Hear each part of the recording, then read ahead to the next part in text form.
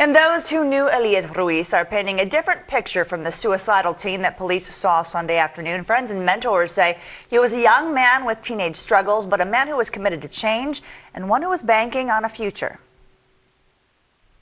He was a kid who, just as recent as a month ago, shared the hope of graduating from high school this year and moving on to college. Tom Cole says he watched Elias Ruiz grow up in the Kids Unlimited after-school programs. He was involved with our early years of our Rotary Kids Unlimited basketball program. An athletic young man who loved hoops, swimming, even wrestling, who participated in nearly a decade of Kids Unlimited programs, even recently volunteering.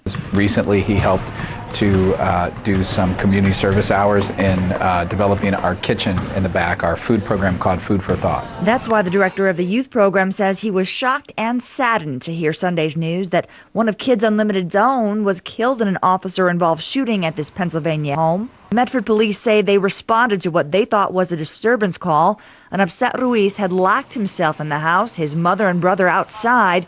Within minutes, the teen emerged holding a knife. Subject wielded a large knife and approached the officers. They attempted to use a taser that did not work and subsequently used a firearm. He's a good kid.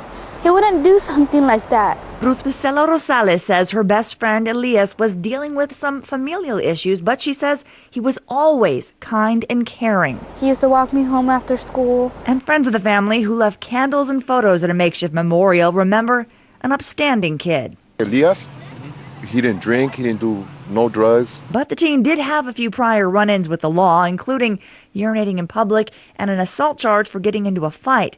He served some of his community service hours at Kids Unlimited. Putting the floors, doing the painting. But those close to Ruiz say he was finishing his senior year at Central High and say he was intent on turning his life around. Elias was not a kid who was a gangbanger. He was a kid like many teenagers who are faced with, some difficult choices.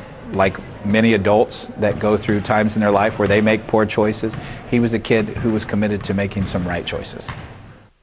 Now, those close to the family say they are still hoping to wake up from this nightmare. They say Elias was a smart boy who was full of life and laughter. They say he loved animals and was a volunteer at Rogue Valley Medical Center for years. And understandably, they are struggling to reconcile what could have prompted Sunday's dramatic turn of events.